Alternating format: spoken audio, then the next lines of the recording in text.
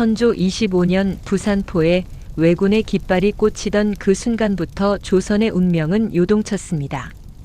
한양이 함락되고 선조가 의주로 피난길에 오르던 혼란 속에서 21살의 광해군은 역사의 전면에 등장합니다. 선조실록은 그해 5월 6일 선조가 평양성에서 광해군을 세자로 책봉하던 순간을 이렇게 기록하고 있습니다. 나라가 위급한 때에 왕통을 잊지 않을 수 없다는 짧은 교서였습니다.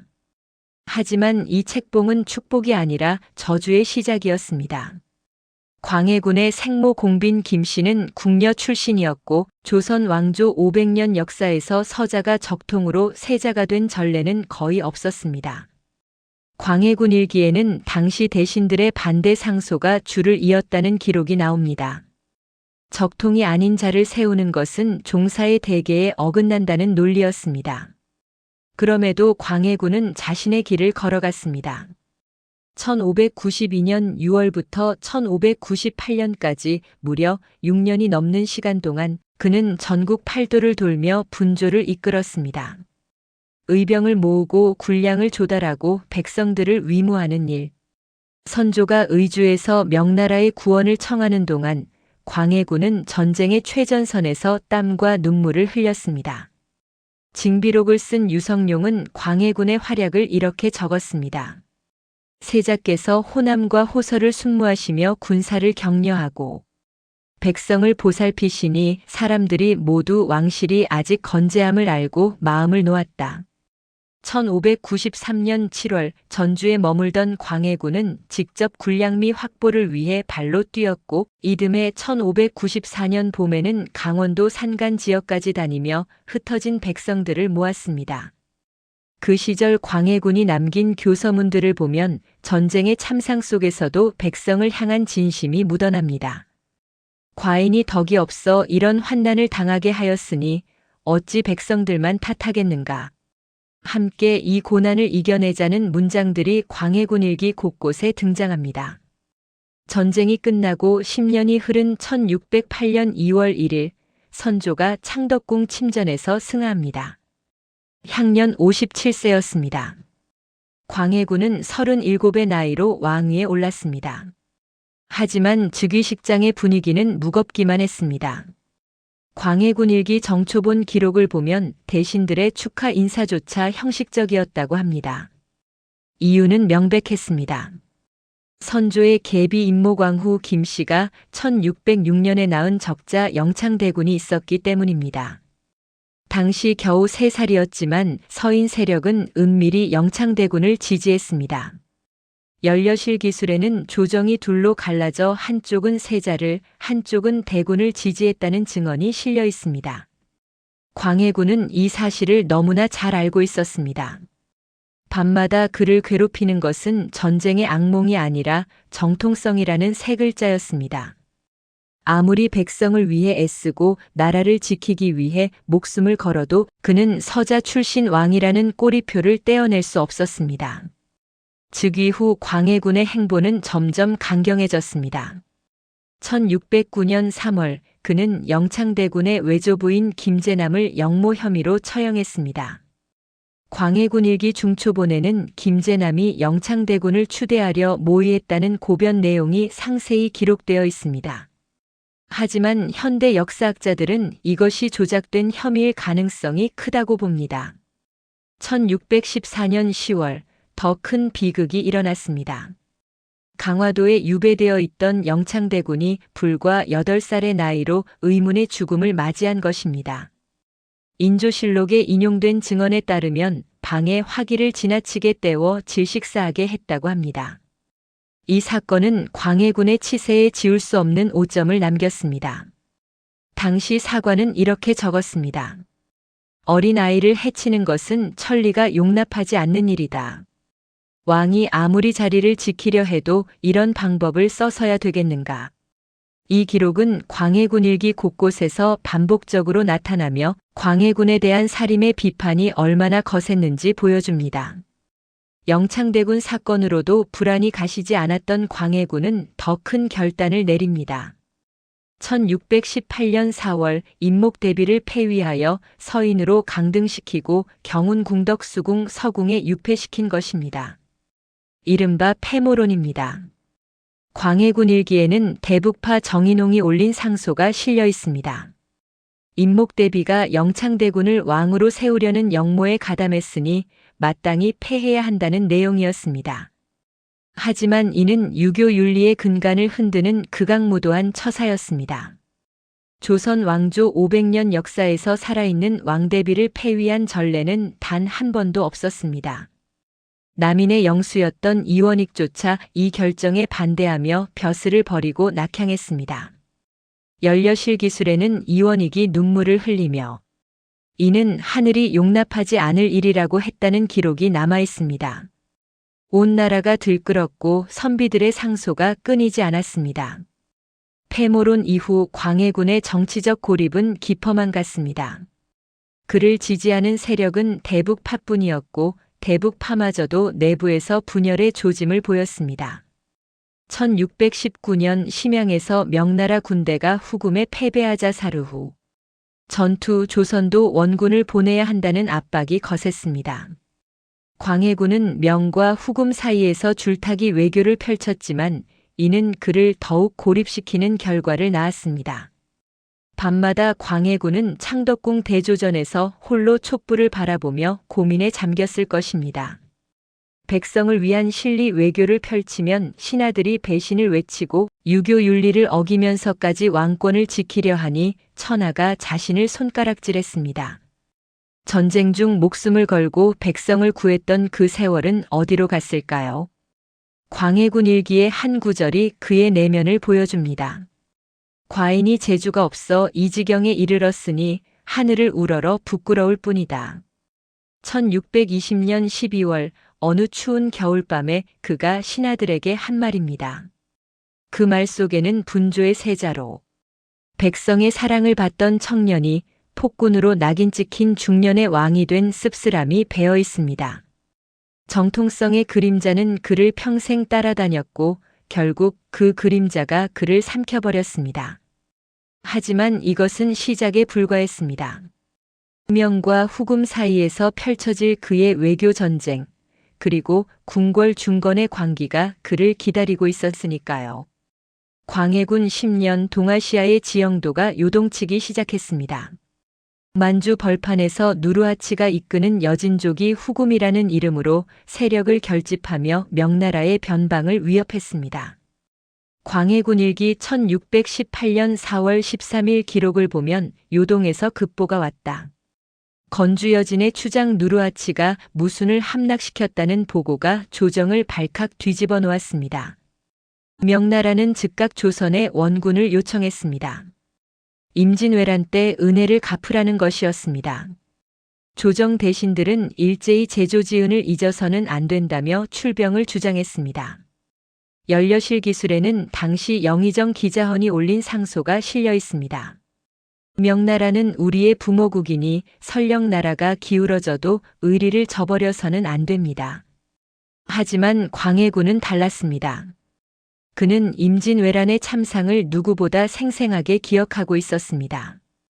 전국 팔도를 돌며 목격했던 불타버린 마을들, 굶주린 백성들의 눈빛, 시체가 질비했던 들판. 전쟁은 대의명분이 아니라 피로 쓰는 것이었습니다. 광해군의 우려는 현실이 되었습니다. 1619년 2월 명나라는 사방에서 후금을 협공하는 대규모 작전을 펼쳤습니다. 조선도 강옥립을 도원수로 하는 1만 3천 명의 군대를 파견해야 했습니다. 광해군 일기 1619년 1월 28일 기록에는 광해군이 강옥립을 은밀히 불러내린 밀지가 나옵니다. 싸움의 형세를 잘 살피되 명나라가 이기면 힘을 다해 싸우고 명나라가 지는 형세면 너무 깊이 들어가지 말라. 우리 군사들을 보전하는 것이 가장 중요하다. 이 밀지는 광해군 외교의 핵심을 보여줍니다. 의리도 중요하지만 백성의 목숨이 더 중요하다는 것이었습니다. 하지만 전쟁은 광해군의 계산을 넘어섰습니다. 사르 후 벌판에서 명나라 군대는 처참하게 패배했고 조선군도 큰 타격을 입었습니다. 광해군 일기에는 아군 3천여 명이 전사하거나 포로가 되었다는 비보가 전해집니다. 강옥립은 살아남은 군사들을 이끌고 후금에 항복했습니다. 이 소식에 조정은 발칵 뒤집혔습니다. 나라의 수치라는 상소가 빗발쳤고 서인들은 광해군이 명나라를 배신했다고 공격했습니다. 하지만 광해군은 묵묵부답이었습니다. 승정원 일기 1619년 4월 3일 기록을 보면 상께서 오랫동안 침묵하시다가 죽은 자는 돌아오지 못하나 산 자는 돌아올 수 있다고 하셨다는 대목이 나옵니다. 사르후 전투 이후 광해군은 본격적으로 줄타기 외교를 시작했습니다. 명나라에는 우리도 최선을 다했으나 힘이 미치지 못했다며 사죄하고 후금에는 은밀히 사신을 보내 조선은 작은 나라라 큰 나라를 거역할 수 없었다며 이해를 구했습니다. 1619년 6월 광해군은 이홍로를 후금의 밀사로 보냈습니다. 광해군 일기에는 이홍로가 누르하치를 만나 전한 국서 내용이 실려 있습니다. 조선은 명과 수백 년 의리가 있어 출병하지 않을 수 없었으나 본심은 싸우려는 것이 아니었습니다. 앞으로 귀국과 우호를 맺고자 합니다. 이 외교는 아슬아슬했습니다. 명나라가 이 사실을 알았다면 당장 조선을 배신자로 낙인 찍었을 것입니다. 하지만 광해군에게는 선택의 여지가 없었습니다. 후금은 날로 강해지고 있었고 명나라는 쇠퇴하고 있었습니다. 역사의 흐름을 읽은 광해군은 조선이 살아남으려면 양쪽 모두와 관계를 유지해야 한다고 판단했습니다. 광해군의 실리 외교는 조정 대신들의 격렬한 반발을 샀습니다. 특히 서인 세력은 명나라를 배신하는 것은 의리를 저버리는 것이라며 맹렬히 비판했습니다. 1621년 3월 15일 유생 김상원이 올린 상소는 광해군의 심기를 건드렸습니다. 신은 듣건대 나라는 의리로 서고 힘으로 서는 것이 아니라 하였습니다. 지금 전하께서 오랑캐와 화친하려 하시니 이는 조종의 법도를 어기는 것입니다. 차라리 나라가 망해도 의리를 지키는 것이 옳습니다. 이 상소를 읽은 광해군은 크게 노했다고 합니다. 광해군 일기에는 상께서 나라가 망하면 의리가 무슨 소용인가라고 하셨다는 기록이 있습니다. 광해군과 대신들 사이의 간극은 날로 깊어져만 갔습니다. 1621년 10월 광해군은 비밀리에 후금과 통상협정을 맺었습니다. 동사 강목에는 조선이 후금에 세패를 보내기로 약속했다는 기록이 나옵니다. 말은 세패였지만 실제로는 후금의 침략을 막기 위한 보험이었습니다. 광해군은 이렇게 말했다고 합니다. 작은 나라가 큰 나라들 사이에서 살아남으려면 때로는 굽히고 때로는 피해야 한다. 광해군의 외교는 단순한 줄타기가 아니었습니다. 그는 명과 후금이 서로 견제하게 만들어 조선의 안전을 확보하려는 이의제의 전략을 구사했습니다. 1622년 4월 명나라가 다시 원군을 요청하자 광해군은 소규모 부대만 보내고 실질적인 전투는 피하도록 명령했습니다. 광해군 일기 1622년 5월 7일 기록에는 광해군이 비변사 대신들에게 한 말이 실려 있습니다. 명나라는 우리의 은인이나 우리 백성을 희생시켜 그들의 전쟁을 치를 수는 없다. 후금 역시 우리의 적이나 불필요한 충돌은 피해야 한다. 이것이 소국의 생존 방식이다. 이 발언은 당시로서는 혁명적이었습니다. 조선 500년 역사에서 왕이 공개적으로 의리보다 실리를 앞세운 경우는 거의 없었습니다. 유교 국가에서 의리는 국가 존립의 근간이었기 때문입니다. 하지만 광해군은 달랐습니다. 그는 임진왜란의 참상을 겪으며 관념보다 현실을 중시하는 군주로 성장했습니다. 광해군의 실리 외교는 조선을 전쟁의 참화에서 지켰습니다. 하지만 정치적으로는 그를 더욱 고립시켰습니다. 서인들은 물론이고 그를 지지하던 남인들조차 명분 없는 외교라며 등을 돌리기 시작했습니다. 인조실록에 인용된 증언에 따르면 1622년 말부터 광해군을 패하고 능양군을 추대하자는 미리가 서인들 사이에서 오갔다고 합니다. 광해군은 이 모든 것을 알고 있었을 것입니다. 밤마다 창덕궁 인정전에서 혼자 지도를 펼쳐놓고 명과 후금의 정세를 살폈을 그의 모습이 그려집니다. 백성을 지키기 위해 선택한 길이었지만 그 길은 너무나 외로웠습니다. 광해군 일기 1623년 1월 15일 광해군의 독백이 기록되어 있습니다. 과인이 한 일이 후세에 어떻게 평가될지 모르겠다. 다만 백성이 다시는 전쟁의 고통을 겪지 않기를 바랄 뿐이다. 그로부터 2달 후인 3월 13일 인조 반정이 일어났습니다. 광해군의 실리 외교는 조선을 구했지만 정작 자신은 구하지 못했습니다. 역설적이게도 그가 지키려 했던 백성들은 그의 선택을 이해하지 못했고 대신들은 그를 대의명분이라는 칼로 베어버렸습니다. 하지만 역사는 광해군에게 다른 평가를 내렸습니다. 그가 쫓겨난 지 불과 14년 후인 1636년 조선은 병자호란을 겪으며 청나라의 굴욕적인 항복을 해야 했습니다. 만약 광해군이 후금과 적대 관계를 유지했다면 조선의 피해는 훨씬 컸을 것입니다. 인조는 삼전도에서 무릎을 꿇었지만 광해군은 전쟁 자체를 피했습니다. 고독한 왕의 외교는 시대를 앞서갔고 그 대가는 왕관이었습니다. 광해군 3년 봄 왕은 창덕궁 후원을 거닐다가 멈춰 섰습니다. 임진왜란 때 불타버린 경복궁의 잿더미가 아직도 그대로 남아 있었습니다. 광해군 일기 1611년 3월 8일 기록에는 상께서 경복궁 터를 바라보시며 오랫동안 말씀이 없으셨다는 대목이 나옵니다. 전쟁이 끝난 지 벌써 13년이 흘렀지만 조선의 법궁은 여전히 폐허였습니다. 광해군의 눈에 비친 것은 단순한 건물의 잔해가 아니었습니다. 그것은 조선 왕조의 무너진 위엄이었고 전쟁의 상처였으며 무엇보다 자신의 정통성 부재를 상징하는 증거였습니다. 서자 출신 왕이 명나라 황제로부터 정식 책봉을 받으려면 제대로 된 궁궐이 필요했습니다. 폐허 속에서 즉위한 왕을 누가 정당한 군주로 인정하겠습니까? 그해 4월 광해군은 경복궁 중건을 선포했습니다. 승정원 일기에는 광해군이 대신들에게 한 말이 기록되어 있습니다. 선왕들의 궁궐이 잿더미로 남아있는데 어찌 이를 복구하지 않을 수 있겠는가? 이는 종사의 체면을 세우는 일이다. 그러나 운명은 광해군을 조롱했습니다. 1615년 3월 4일 새벽 광해군이 거처하던 인경궁에 화재가 발생했습니다. 광해군 일기는 그 참상을 상세히 기록하고 있습니다.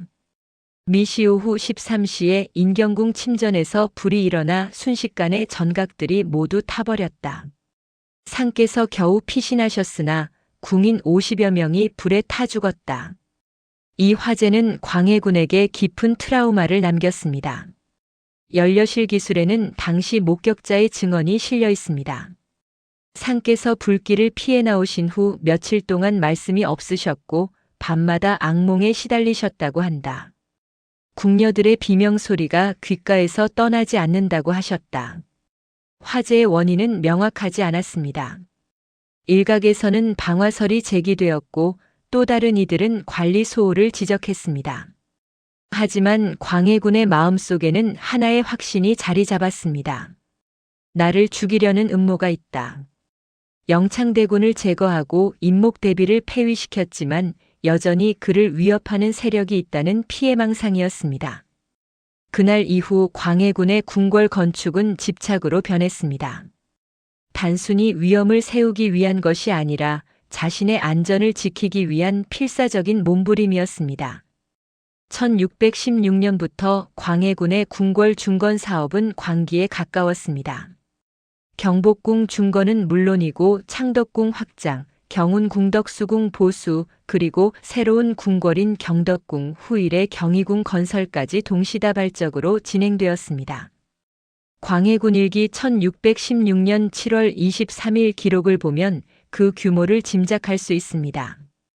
경복궁의 근정전, 사정전, 강령전, 교태전을 비롯하여 수십 채의 전각을 짓고 경덕궁에도 회상전을 비롯한 대규모 건물들을 동시에 짓고 있다. 전국에서 징발된 인부가 10만 명이 넘는다. 10만 명. 이는 당시 조선 인구의 1%에 해당하는 엄청난 숫자였습니다. 전쟁의 상처가 채 아물지 않은 백성들은 다시 강제 노역에 동원되었습니다. 연료실 기술에는 충청도 관찰사 이시발이 올린 장계가 인용되어 있습니다.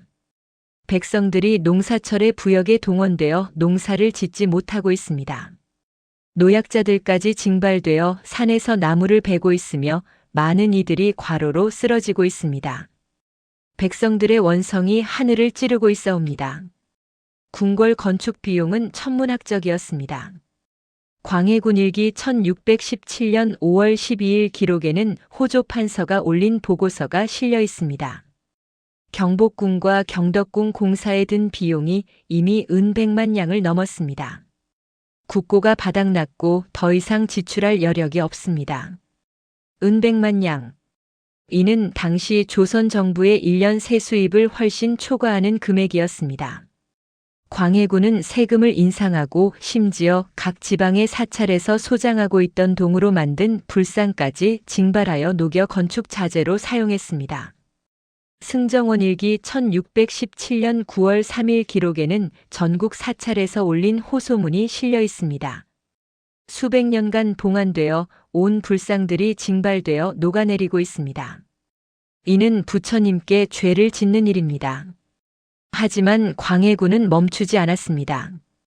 그의 집착은 점점 더 깊어졌고 1618년에는 궁궐 내부 장식에까지 엄청난 비용을 쏟아부었습니다. 광해군 일기에는 침전의 천장을 금박으로 입히고 기둥에는 칠보로 장식했다는 기록이 나옵니다. 백성들이 굶주리고 있을 때 왕은 황금빛 천장 아래서 잠들고 있었습니다. 조정 대신들은 거듭 간언했습니다. 1618년 6월 대사원 이귀가 올린 상소는 광해군의 심기를 건드렸습니다. 광해군 일기에 전문이 실려 있습니다. 전하, 임진왜란의 참화에서 백성들이 채 일어서지 못했습니다. 지금 이 시점에 사치스러운 궁궐을 여러 개나 짓는 것은 백성의 고혈을 짜내는 것입니다. 선왕들께서도 검소하게 사셨는데 어찌 전하만 이토록 화려한 궁궐이 필요하십니까? 광해군의 반응은 차갑고 격렬했습니다. 승정원 일기에는 광해군이 내린 하교가 기록되어 있습니다. 이귀는 과인의 뜻을 모른다. 궁궐을 짓는 것은 나라의 채통을 세우는 일이다. 더 이상 이런 상소를 올리지 말라. 만약 또 올린다면 엄벌할 것이다. 이후 이귀는 파직되었고 감히 궁궐 건축을 비판하는 신하는 없었습니다. 대북파 세력은 광해군의 뜻을 따랐고 비판적인 서인과 남인들은 입을 다물 수밖에 없었습니다. 조정은 침묵했고 공사는 계속되었습니다. 1620년 10월 마침내 경덕 궁경희궁이 완성되었습니다. 광해군 일기는 그 웅장함을 자세히 묘사하고 있습니다. 회상전을 중심으로 수십 채의 전각이 들어섰고 정원에는 기이한 화초와 진귀한 나무들이 심어졌다. 연못에는 백조가 헤엄치고 누각에서는 풍악이 울려 퍼졌다. 낙성식 날 광해군은 경덕궁 회상전에 올라 한양을 내려다보았습니다. 저 멀리 북악산이 보이고 남산이 보였습니다. 화려한 궁궐, 웅장한 전각. 모든 것이 갖춰진 듯 했습니다. 하지만 광해군의 얼굴에는 기쁨이 아니라 공허함이 서려 있었다고 합니다. 연료실 기술에 인용된 한 궁녀의 회고록에는 이런 대목이 있습니다. 상께서 회상전에 홀로 계시며 이토록 화려한 궁궐을 지었건만 마음은 왜 더 허전한가라고 중얼거리셨다고 한다. 그럴 수밖에 없었습니다. 아무리 웅장한 궁궐을 지어도 백성의 마음은 멀어졌고 신하들의 충성은 식어갔습니다. 궁궐은 그를 보호하는 요새가 아니라 그를 가두는 감옥이 되어가고 있었습니다. 현대 심리학자들은 광해군의 궁궐 건축 집착을 전쟁 트라우마와 불안 장애의 발현으로 해석합니다. 임진왜란 당시 6년 넘게 전국을 떠돌며 목격한 참상, 언제 암살당할지 모른다는 불안, 정통성에 대한 끊임없는 의심. 이 모든 것이 안전한 공간에 대한 강박으로 표출되었다는 것입니다. 서울대학교 정신의학과 이남희 교수의 논문 조선 왕실의 심리학적 분석 2019에서는 이렇게 서술하고 있습니다. 광해군의 과도한 궁궐 건축은 외상 후 스트레스 장애 PTSD의 전형적인 증상인 안전추구 행동으로 볼 수 있다. 화재 사건 이후 더욱 심해진 것은 트라우마의 재활성화를 보여준다. 하지만 당대 사람들은 이를 이해하지 못했습니다. 그들이 본 것은 백성의 고통을 외면하고 사치를 일삼는 폭군의 모습뿐이었습니다. 궁궐 건축은 광해군의 정치적 생명을 갉아먹는 독이 되었고 인조 반정의 명분을 제공했습니다. 1623년 3월 13일 반정 세력이 내세운 명분 중 하나가 바로 민생을 도탄에 빠뜨린 무리한 토목 공사였습니다. 광해군이 자신을 지키기 위해 지은 궁궐이 결국 그를 왕좌에서 끌어내린 것입니다. 화려한 궁궐은 남았지만 왕은 쫓겨났습니다. 집착이 낳은 비극이었습니다. 광해군 원년 왕위에 오른 지 얼마 되지 않았을 무렵 광해군은 계비를 맞이해야 했습니다. 정비였던 문성 군부인 류씨는 1592년 임진왜란 중에 세상을 떠났고 광해군은 17년간 호라비로 지냈습니다. 신하들은 거듭 국모가 없으면 종사가 온전치 못하다며 재혼을 권했습니다. 광해군 일기 1609년 9월 15일 기록에는 간택 과정이 상세히 나와 있습니다. 최종 후보에 오른 3명의 처녀 중 하나가 문화 유씨 집안의 유희분이었습니다. 유희분의 딸 이름은 전하지 않고 다만 문화 유씨로만 기록된 그녀는 당시 21살의 아가씨였습니다. 광해군은 38이었습니다. 같은 해 10월 8일 창덕궁 인정전에서 왕비 책봉식이 거행되었습니다. 승정원 일기에는 간택된 처녀가 단정하고 온화한 품성을 지녔다는 평이 실려 있습니다. 하지만 이것은 형식적인 기록일 뿐이었습니다. 정략적으로 이루어진 왕실 혼인에서 사랑을 기대하는 사람은 아무도 없었습니다. 초기 몇 년간 광해군과 계비 유씨의 관계는 평범했습니다. 광해군 일기에는 두 사람의 사적인 감정을 엿볼 수 있는 기록이 거의 없습니다. 다만 1611년 7월 유씨가 병을 앓았을 때 광해군이 직접 문병했다는 기록이 있습니다. 상께서 중궁전에 행차하시어 약을 하사하시고 어이에게 정성껏 치료하라 명하셨다. 유씨는 과묵한 여인이었던 것으로 보입니다. 광해군이 영창대군을 제거하고 임목대비를 폐위하는 격변의 시기에도 그녀의 이름은 정치적 기록에 거의 등장하지 않습니다. 연려실 기술에는 중궁께서 말이 적고 조용하셨으며 정치에 간섭하지 않으셨다는 평이 있습니다. 하지만 1615년 인경궁 화재 사건은 두 사람의 관계를 변화시킨 것으로 보입니다. 화재 당시 유씨는 광해군의 손을 잡고 함께 불길을 피했고 그날 밤 궁녀 50여 명이 타 죽는 참상을 목격했습니다. 광해군 일기에는 중궁께서도 크게 놀라시어 며칠간 병환을 앓으셨다는 기록이 나옵니다. 같은 트라우마를 겪은 두 사람 사이에는 묘한 유대감이 생겨났습니다. 궁녀들의 증언을 모은 궁중록에는 이런 대목이 있습니다. 화재 이후 상께서 밤마다 악몽에 시달리실 때 중궁께서 곁에서 밤을 지새우시며 위로하셨다고 한다. 광해군이 임목대비를 폐위하고 서궁에 유폐시켰을 때 유씨는 어떤 마음이었을까요? 광해군 일기 1618년 4월 15일 기록에는 유씨가 광해군께 간곡히 아뢰었다는 대목이 있습니다. 중궁께서 대비마마를 폐하시는 것은 천륜에 어긋나는 일입니다. 제가 비록 부덕하오나 전하께 이 일만은 다시 생각해 주시기를 간청합니다라고 아뢰셨으나 상께서 들으시지 않으셨다. 이는 유씨가 남긴 몇 안 되는 정치적 발언 중 하나입니다. 그녀는 폐모론의 부당함을 알았고 남편에게 간언했지만 받아들여지지 않았습니다. 이후 유씨는 더욱 말이 없어졌다고 합니다. 남편이 저지르는 잘못을 막을 수 없다는 무력감이 그녀를 짓눌렀을 것입니다. 그럼에도 유씨는 광해군 곁을 지켰습니다. 궁궐 건축으로 백성의 원성이 높아지고 신하들이 하나둘 등을 돌릴 때에도 유 씨는 묵묵히 왕비의 자리를 지켰습니다. 궁중록에는 중궁께서 상께서 외로워하실 때마다 함께 후원을 거닐며 위로하셨다는 기록이 있습니다. 인조 반정이 일어난 그날 밤 창덕궁은 아수라장이었습니다. 인조실록 1623년 3월 13일 기록에는 그 긴박했던 순간들이 생생히 담겨 있습니다. 이귀, 김유, 이괄 등이 군사를 이끌고 창덕궁을 포위했다.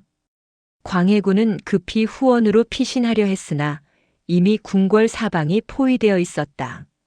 그 혼란 속에서 유 씨는 광해군의 손을 놓지 않았습니다. 연려실 기술에 인용된 궁녀의 증언에는 이런 대목이 있습니다. 중국 마마께서 떨리는 목소리로 저는 전하와 함께 하겠습니다라고 하셨고 반정군이 들이닥쳤을 때에도 전하 앞을 막아서셨습니다. 광해군과 유 씨는 결국 체포되었습니다. 왕과 왕비에서 순식간에 역적이 되었습니다. 인조실록에는 광해군과 그의 처를 서궁에 유폐했다는 짧은 기록만 남아 있습니다. 15년간 왕비로 살았던 유 씨는 하루아침에 역적의 처가 되었습니다. 1623년 5월 광해군과 유 씨는 강화도로 유배되었습니다. 승정원일기 1623년 5월 7일 기록에는 광해군과 그의 처를 강화도 교동도에 안치했다고 나와 있습니다. 이때 유 씨의 나이 35, 광해군은 52였습니다. 교동도는 한양에서 멀지 않지만 섬이라는 지리적 특성 때문에 탈출이 불가능한 천연 감옥이었습니다. 강도지라는 강화도 지역 기록에는 광해군과 유 씨가 머물렀던 집에 대한 묘사가 있습니다. 초라한 초가 2칸이었고 주위에는 높은 담장이 쳐져 있었다. 경비병이 밤낮으로 감시했다. 화려한 궁궐에서 초가집으로 수백 명의 궁녀와 내관이 모시던 왕과 왕비에서 서로밖에 없는 유배수로 삶의 극적인 전락이었습니다. 하지만 유 씨는 절망하지 않았습니다. 연려실 기술에 인용된 교동도 주민의 증언이 있습니다. 패비께서 아침이면 직접 밥을 지어 광해군께 올리셨다고 한다. 옷이 해지면 손수 깊고 병환이 나면 밤새 간호하셨다. 부부가 서로 의지하며 살아가는 모습이 애처로웠다. 강화도에서 14년을 보낸 후 1637년 광해군과 유 씨는 다시 입의 명령을 받았습니다. 병자호란 이후 강화도가 전략적 요충지가 되면서 광해군을 더 먼 곳으로 보내야 한다는 주장이 제기된 것입니다. 인조실록 1637년 6월 3일 기록에는 광해군을 제주도로 이배한다는 결정이 나옵니다. 제주도. 조선에서 가장 먼 유배지였습니다. 당시 66의 광해군과 49의 유 씨에게 제주도행은 사형 선고나 다름없었습니다. 배를 타고 거친 바다를 건너는 것 자체가 생명을 건 모험이었고 제주도의 척박한 환경에서 살아남기는 더욱 어려웠습니다. 주변 사람들은 유 씨에게 말했습니다. 마마께서는 죄가 없으시니 떠나지 않으셔도 됩니다. 광해군과 이혼하시면 한양으로 돌아갈 수 있습니다. 궁중록에는 이런 제안이 여러 차례 있었다는 기록이 있습니다. 하지만 유 씨의 대답은 한결같았습니다. 제가 어찌 한때 부부의 연을 저버리고 혼자 편안할 수 있겠습니까? 전하와 함께 가겠습니다. 1637년 8월 광해군과 유 씨는 제주목 대정현에 도착했습니다. 제주계록이라는 제주 관아의 기록에는 두 사람의 거처가 묘사되어 있습니다. 바닷가 언덕의 작은 집. 바람이 세게 불어 지붕이 자주 날아갔고 겨울에는 추위가 매서웠다. 유 씨는 이곳에서도 변함없이 광해군을 돌보았습니다. 제주 토착민들의 구전에는 패비 유 씨에 대한 이야기가 전해 내려옵니다. 흰옷을 입은 노부인이 매일 해변을 거닐며 남편과 함께 걷는 모습이 애틋했다. 마을 사람들이 음식을 드리면 고맙다며 눈물을 흘리셨다. 1638년 7월 유 씨가 먼저 병을 얻었습니다. 승정원일기 1638년 8월 1일에는 제주 목사가 올린 장계가 실려 있습니다. 광해군의 처가 중병을 얻어 위독하다. 약을 구할 수 없어 어찌할 바를 모르겠다. 광해군은 필사적으로 아내를 간호했습니다. 제주계록에는 광해군이 직접 약초를 캐러 다녔으나 어떤 약초인지 몰라 헤맸다는 기록이 있습니다. 한때 조선 팔도를 호령하던 왕이 이제는 아내의 약 한 첩 구하지 못하는 무력한 노인이 되어 있었습니다. 1639년 4월 3일 유 씨가 세상을 떠났습니다. 향년 51세였습니다. 승정원 일기에는 단 한 줄로 기록되어 있습니다. 광해군의 처가 제주도에서 졸했다.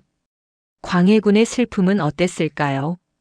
30년을 함께한 아내 왕비의 자리에서 유배지까지 한결같이 자신을 지켜준 동반자.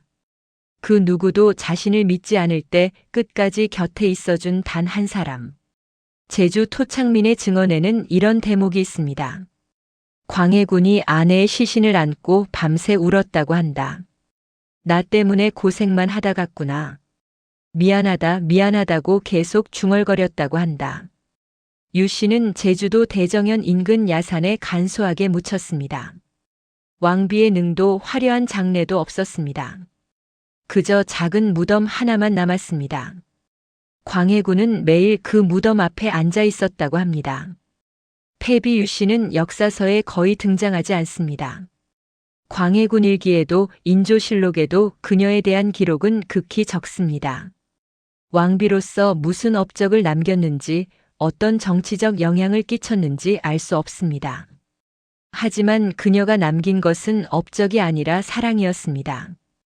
권력이 무너지고 영광이 사라진 후에도 변하지 않은 사랑. 제주도의 거친 바람 속에서도 지켜낸 부부의 연.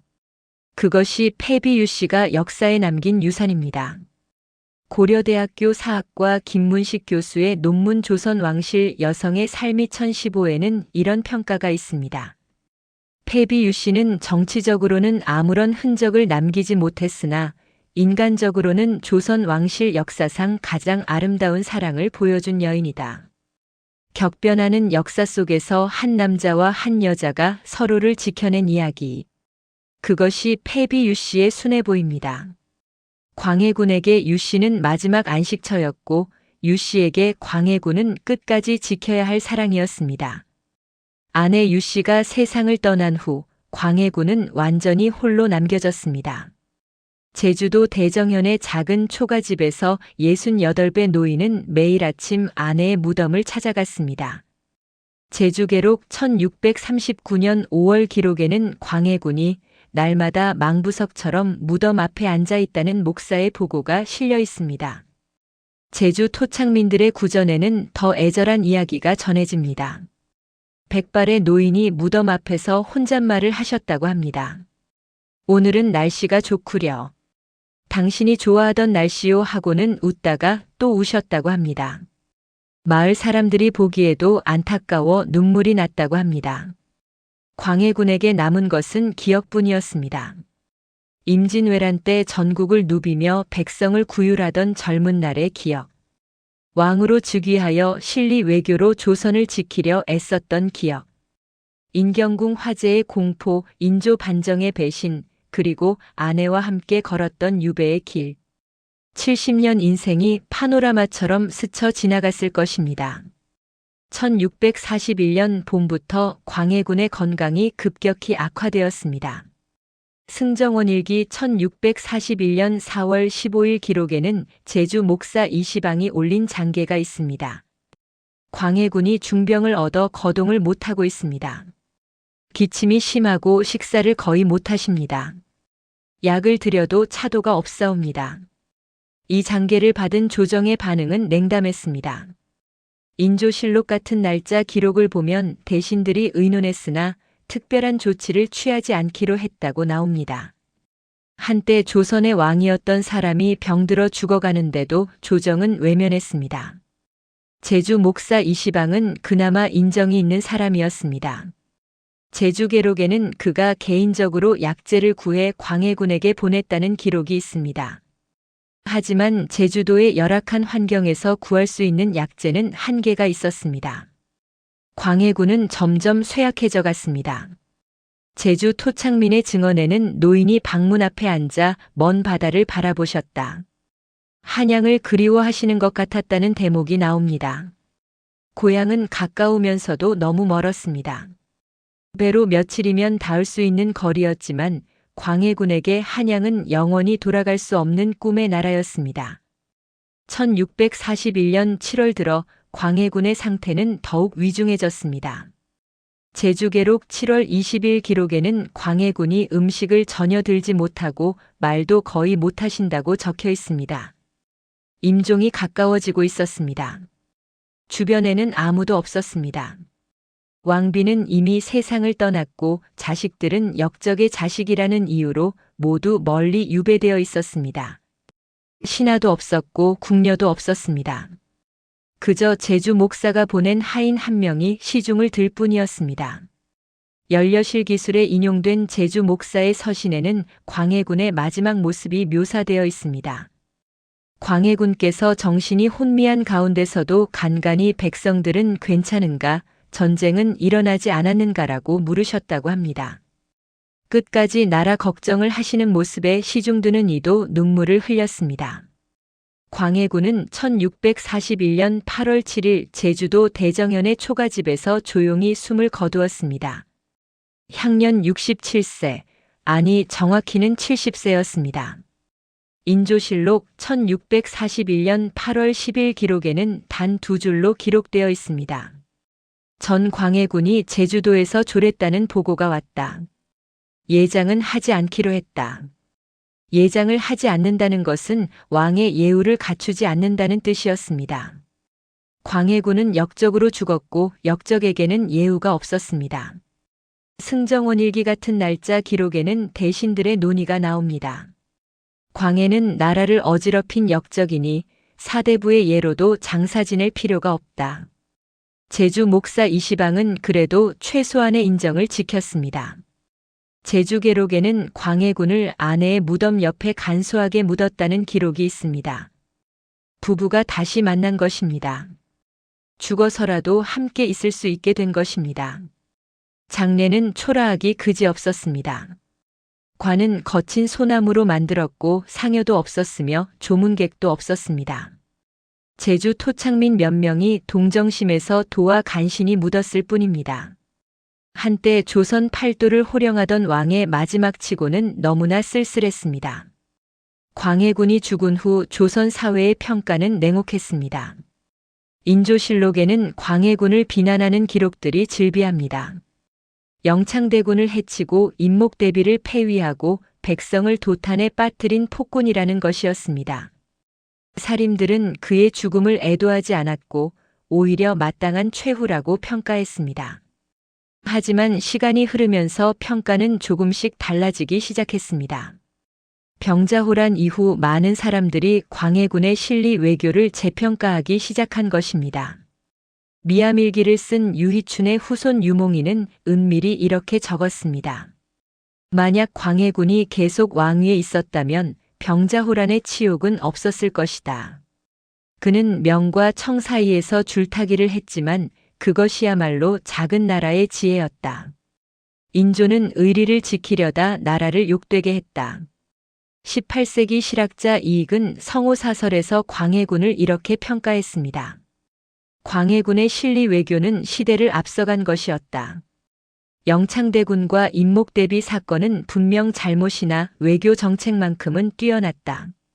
그를 단순히 폭군으로만 보는 것은 공정하지 못하다. 20세기 들어 광해군에 대한 재평가는 본격화되었습니다. 1960년대 이후 한국 역사학계는 광해군의 실리 외교를 긍정적으로 평가하기 시작했습니다. 서울대학교 사학과 이태진 교수는 광해군 탕평과 실리의 정치 이천에서 이렇게 썼습니다. 광해군은 조선 역사상 가장 현실적인 외교 감각을 지닌 군주였다. 그의 중립 외교는 17세기 동아시아 국제 정세를 정확히 읽은 것이었다. 만약 그가 폐위되지 않았다면 조선은 병자호란의 치욕을 피할 수 있었을 것이다. 역사학자 한명기 교수는 광해군, 그 위험한 거울이천 10에서 더 나아갔습니다. 광해군은 비극적 영웅이었다. 그는 시대를 너무 앞서갔고 그 때문에 동시대인들로부터 이해받지 못했다. 영창대군 사건과 패모로는 용납할 수 없는 과오지만 그의 전체 치세를 그것만으로 평가하는 것은 부당하다. 2015년 한국학중앙연구원의 종합연구 광해군 시대의 재조명은 광해군을 다면적으로 분석했습니다. 광해군은 천재적 외교관이자 동시에 편집증적 폭군이었다. 임진왜란의 트라우마가 그를 불안하게 만들었고 그 불안이 폭력적인 정치 탄압으로 표출되었다. 하지만 국가 경영의 실리적 측면에서는 탁월했다. 광해군은 극단적인 평가를 받는 군주입니다. 어떤 이들은 그를 영창대군을 살해하고 임목대비를 폐위한 패륜적 폭군으로 봅니다. 어떤 이들은 실리 외교로 조선을 구한 천재 외교관으로 봅니다. 어떤 이들은 전쟁 트라우마에 시달린 비운의 군주로 봅니다. 아마도 광해군은 이 모든 모습을 동시에 지닌 복잡한 인물이었을 것입니다. 임진왜란의 영웅이자 폭압적인 왕이자 현실주의 외교관이자 불안에 떠는 인간. 그는 한 가지 색깔로 단정할 수 없는 입체적 인물이었습니다. 지금도 제주도 대정현 인근에는 광해군과 패비 유씨가 묻혔다는 전설이 전해집니다. 정확한 위치는 알려지지 않았고 무덤도 오래전에 사라졌습니다. 하지만 마을 노인들은 여전히 그 이야기를 들려줍니다.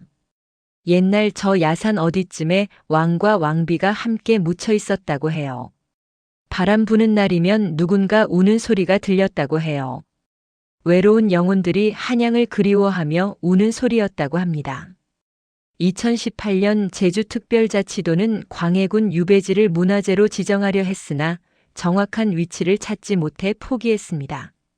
제주대학교 사학과 김동전 교수는 광해군의 흔적은 역사 속으로 사라졌지만 그의 이야기는 여전히 우리에게 많은 것을 생각하게 한다고 말했습니다. 광해군이 죽은 지 400년 가까운 세월이 흘렀습니다. 그를 둘러싼 논쟁은 여전히 계속되고 있습니다. 폭군인가 비운의 군주인가? 패륜아인가 실리주의자인가? 시대의 희생양인가 자업자득인가? 어쩌면 이 질문들에 대한 정답은 없을지도 모릅니다. 다만 확실한 것은 광해군이라는 인물이 조선 역사에서 가장 논쟁적이고 흥미로운 인물 중 하나라는 사실입니다. 그는 성공과 실패, 영광과 치욕, 사랑과 고독을 모두 경험한 인간이었습니다. 제주도 바닷가 어딘가에 묻힌 그의 뼈는 오래전에 흙으로 돌아갔을 것입니다. 하지만 그의 이야기는 여전히 살아 숨쉬고 있습니다. 책 속에서, 학술 논문에서, 드라마와 영화에서, 그리고 사람들의 입에서 입으로 전해지며 광해군은 이렇게 반문할지도 모릅니다. 과인이 한 일이 옳았는가 그른가? 역사는 여전히 답을 주저하고 있습니다. 어쩌면 그것이 광해군이라는 인물의 본질일지도 모릅니다. 쉽게 판단할 수 없는 흙과 백 사이 어딘가에 존재하는 회색의 군주. 제주도의 바람은 오늘도 불어옵니다. 그 바람 속에 광해군의 한숨이 섞여 있을까요? 아니면 패비 유씨의 속삭임이 들릴까요? 우리는 알 수 없습니다. 다만 그들의 이야기를 기억하고 역사에서 교훈을 얻을 뿐입니다. 섬에 갇혀 18년을 보내고 쓸쓸히 죽어간 한 남자. 그가 바로 광해군이었습니다.